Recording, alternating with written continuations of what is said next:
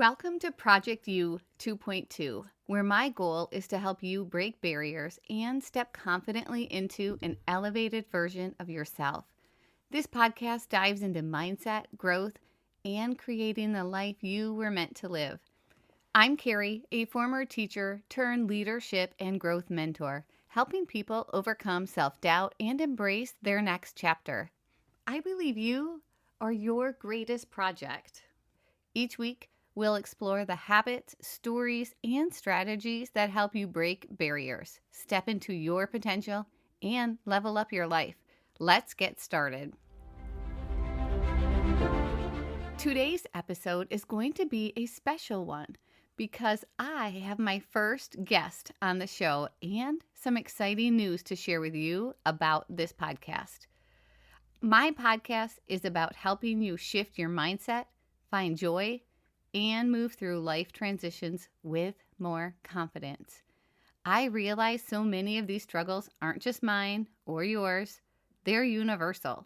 Men, women, teens, we all face them. I wanted to bring in a male perspective, and that's where our special guest comes in. Today, I asked my husband, Greg, to join us. So, Greg, welcome. Thank you for being here. Could you tell our listeners just a little bit about yourself, background, current job, maybe a personal story about why you are passionate about Project U 2.2, and maybe if there's a relevant mindset or a life transition story that resonates with you? Well, thank you. First of all, I've got to say, you calling me your first guest makes me feel pretty special. But listeners, let's be honest, she's doing all of the work, and I'm just here to stir the pot and keep things interesting. I'm currently a superintendent of a public school district here where we live in West Michigan. And I also do some executive leadership coaching with senior executive leadership teams and medical doctors. I've been in education for just about as long as Carrie has, over 30 years. And during that time, I've lived the highs and I've faced some really tough lows too. And I couldn't be happier than to experience the good and the ugly all with you. And that's why I'm so passionate about Project U 2.2. Whether you're leading an organization, raising a family, or just trying to make it through another damn week. Mindset is everything. You can't always control the circumstances, but you can control how you endure. I've also written about this in my book titled Lead and Live with Endurance. My whole message is quite simple. Life is a marathon, it's not a sprint. And endurance, whether you're battling self-doubt, health scares, or career setbacks, endurance is what actually carries you through. You have definitely had to have endurance through some of your life trials, and that's the reason I wanted to bring Greg in. We are talking about topics that happen to all of us, and having his perspective means you get to hear different angles, different stories, and different strategies. As a high school teacher, I understand that we all learn differently, and hearing things from different perspectives, or even just hearing things twice, adds value to our learning and just brings more depth and understanding. I've decided that whenever I have a guest on, I want to ask them a few fun, unexpected questioners so our listeners can get to know them a little better. So, Greg, are you ready to be in the hot seat and go beyond the bio? Let's get after it here. All right. What's a small daily habit that makes a big difference in your life? Well, if you ask Carrie, she'll probably tell you coffee. But honestly, I would say my daily run or workout is the thing that resets me. Back in January after my foot surgery, I was stuck in a boot for months. And let me tell you, as Carrie would say, I was a bit cranky. But now I'm training for a marathon in December, less than 6 months after surgery. Running teaches me the same thing that life does. It's about discipline. It's about showing up every day, even when you don't feel like it. All right. I actually would have guessed that answer. All right. Number 2, what's one piece of advice you received in your life that sticks with you? Oh my goodness, there's just so many incredible people. I'd probably have to say my dad. My dad always told me, Greg, do what's right, not what's easy. And That one has stuck with me through leadership, through parenting, and our marriage. Carrie knows I don't always get it perfect, but you also know I never shy away from the hard road if it's the right one. Yes, I can definitely see that. You took your dad's advice to heart. When you're having a tough day, what's your go-to reset? Oh boy. You mean besides a hug from you? I, I grab my running shoes and I head out for a run, or I'll head outside for a hike in the woods, or hit the dunes along the shoreline of Lake Michigan. Nature grounds me. That's where I process best. That's where I pray, I plan, and honestly, where I've made some of the biggest decisions of my life. If I come back from a run, I usually have a new idea, a plan, or maybe about 5 text messages I send out right away. I need to remember that the next time I need chores done around the house. All right, what's a book or movie that had a big impact on you? Oh, hands down. Last Lecture by Randy Pausch. He said something like, the brick walls are there to show us how badly we want something. And that line shaped how I think about challenges. Brick walls, they're not there to stop us. They're there to test us.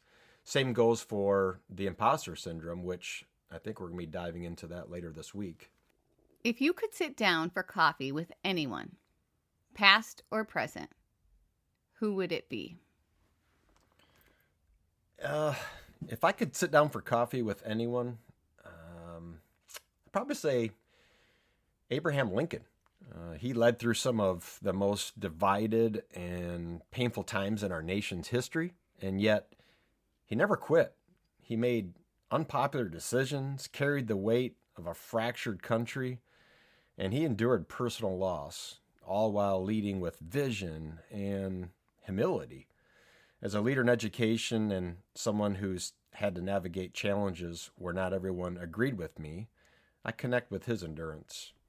I'd love to ask him how he kept moving forward when the criticism was crushing, or when the war seemed hopeless, and when his own heart was breaking. His ability to me to endure with purpose is something that I would probably want to learn about firsthand. That answer makes sense, knowing that Greg used to be a middle school social studies teacher. They offer a little snapshot of who you are beyond your work. I was actually trying to predict your answers in my head because I know you so well, and I actually only got a couple right.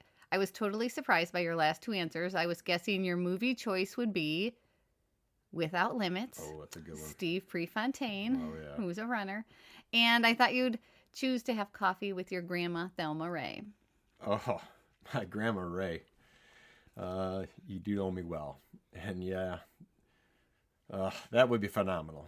But I guess I didn't want to start crying on my very first podcast. I know that just means I'm a predictable. But I like to keep you on your toes, babe. Maybe we should start keeping score to see how often I surprise you. Oh, you definitely keep me on my toes. I'm ready for the challenge. Maybe I should start surprising you because I'm always the predictable one.